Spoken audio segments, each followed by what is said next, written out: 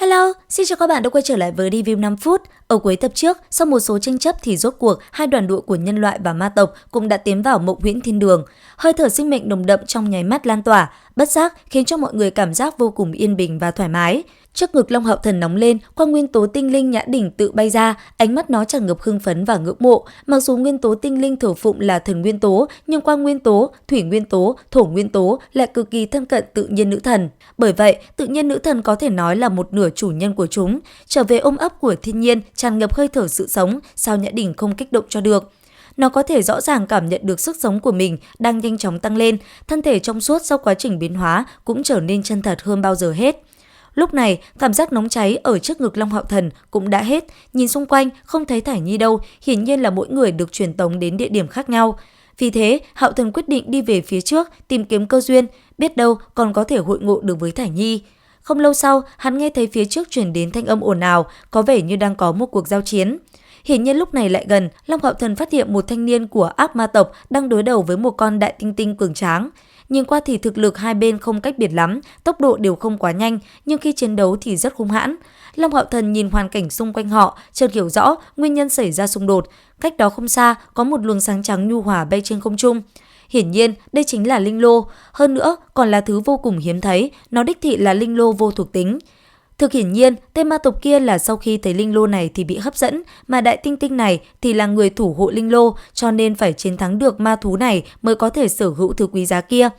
Long Hạo Thần hiển nhiên không lựa chọn tranh đoạt một cách bình thường, hắn nói gì đó với Nhã Đỉnh, sau đó lao vào cuộc chiến giữa hai đối thủ trước mắt. Rất nhanh, một luồng sáng vàng lấp lánh rơi trên người đại tinh tinh, chính là đại hồi phục thuật mà Nhã Đỉnh giúp hắn chuẩn bị sẵn. Rất nhiều lúc, hành động quan trọng hơn xa lời nói, Long Hạo Thần không biết đại tinh tinh có nghe hiểu lời mình nói hay không, nhưng hắn có thể dùng hành động biểu đạt thân phận địch ta. Đại hồi phục thuật là ma pháp trị liệu đơn thuộc tính, ngay khi nó rơi trên người đại tinh tinh, bỗng chốc khiến đôi tay hơn 10 đạo vết thương mau chóng khép lại, ấm áp mà thuần tịnh quang nguyên tố, khiến đôi mắt hung ác của đại tinh tinh khi nhìn Long Hạo Thần trở nên nhu hòa hơn nhiều. Cùng lúc đó, Long Hạo Thần vọt tới thanh niên ác ma, đem sau lưng mình giao cho đại tinh tinh, ngôn ngữ tứ chi hiện ra, hắn tin tưởng ma thú này. Hắn cũng tin rằng đối phương có thể ở trong mộng huyễn thiên đường, thủ hộ linh lô sẽ có trí tuệ, ít nhất chắc là biết mình đang trợ giúp cho nó. Thấy vậy, thanh niên ác ma khẽ gầm lên một tiếng, không nói lời nào, mũi kiếm đã đâm thẳng hướng Long Hạo Thần. Ở phía đối diện, Long Hạo Thần nửa bước không lùi, song kiếm giơ lên, hắn cũng mạnh mẽ ngạnh kháng công kích của tên gia hỏa kia. Sau một hồi giao chiến, tên thiếu niên ác ma tộc đã quyết định liều mạng với Long Hạo Thần, chỉ thấy gã tự dẫn động linh lực hỏa và hắc ám thuộc tính trong người. Rất nhanh, chỉ trong nháy mắt đã lần nữa đứng trước mặt Long Hạo Thần, oanh tạc ra một kích chí mạng. Đối diện với một đòn này, Tu La Thứ và Tu La Chảm của Long Hạo Thần cũng kích phát ra.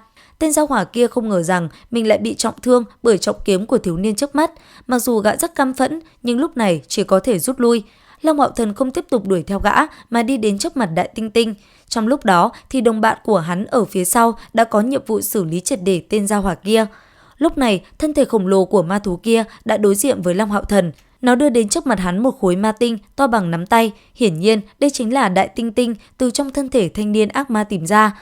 Long Hạo Thần theo bản năng bắt lấy thì kinh ngạc phát hiện khối ma tinh này lại có hình vương miện. Hắn giữ người trong giây lát thất kinh hô lên, vương miện truyền thừa. Không sai, tên này nhất định là người thừa kế của ác ma quân chủ Tát Mễ Cơ Nạp. Chỉ có sau khi ma thần qua đời mới xuất hiện loại ma tinh đặc biệt hình vương miện truyền thừa này. Sau khi bình tĩnh lại, Long Hạo Thần cúi đầu cảm tạ đại tinh tinh, nhưng nó bất ngờ vươn tay ra. Nhã Đình hiểu ý bảo Hạo Thần đưa ngón tay trỏ ra chạm vào nó. Chốc lát sau, con người đại tinh tinh dần hiện ra vài phần kinh ngạc, chậm rãi giơ tay lên, lui ra sau 2 bước, đột nhiên đứng thẳng lên, hai tay đấm lồng ngực, phát ra tiếng giống hùng dũng. Nó lưu luyến nhìn linh lô trắng sữa sau lưng, rồi bất ngờ đưa nó cho Long Hạo Thần. Sau khi cảm tạ người bạn rừng xanh này, Hạo Thần cũng không vội hấp thu linh lô. Hắn cẩn thận quan sát một hồi và quyết định để nó cho Trần Anh Nhi. Đến đây thì cũng hết tập 90 Thần Ấn Vương Tọa. Xin chào và hẹn gặp lại các bạn!